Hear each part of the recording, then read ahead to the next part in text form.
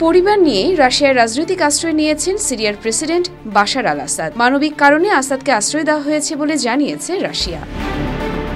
সিরিয়ার রাজধানী দামেস্ক এখন বিদ্রোহীদের দখলে। রবিবার সকালে সেখান থেকে পালিয়ে গিয়েছিলেন আসাদ। তাকে বিমানে উঠতেও দেখা গিয়েছিল, কিন্তু তিনি কোথায় গিয়েছেন তা স্পষ্ট হচ্ছিল না। দামেস্ক থেকে আসাদের গন্তব্য সম্বন্ধে নিশ্চিত করে কেউই কিছু বলতে পারছিলেন না।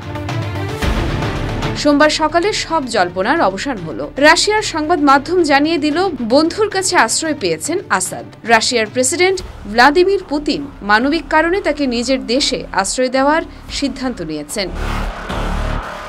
রাশিয়ার একটি সরকারি সূত্র গণমাধ্যমকে বলেছে, সিরিয়া সংকটের একটি সুষ্ঠু রাজনৈতিক সমাধানের কথা দীর্ঘদিন ধরেই বলে আসছে রাশিয়া। তারা চায় রাষ্ট্রপুঞ্জের তৎপরতায় এই বিষয়ে আবার কথাবার্তা শুরু হোক।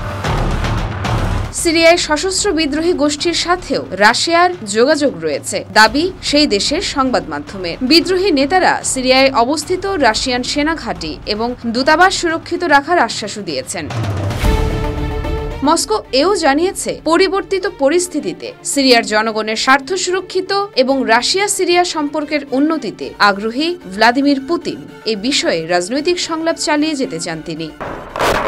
2000 সাল থেকে সিরিয়ার প্রেসিডেন্টের আসনে ছিলেন আসাদ। দীর্ঘদিন ধরে সিরিয়ায় গৃহযুদ্ধ চলছে। সম্প্রতি তাকে ক্ষমতাচ্যুত করতে একজোট হন বিদ্রোহীরা। গত কয়েকদিন ধরে একের পর এক শহর দখল করে নিয়েছে বিদ্রোহীরা, এগোচ্ছিলেন দামেস্কের দিকে। রবিবার সকালে বিদ্রোহীরা রাজধানীতে ঢুকে পড়েন। দেশ ছেড়ে পালিয়ে যান আসাদ। গৃহযুদ্ধে তিনি বরাবরই পুতিনের সমর্থন পেয়েছিলেন।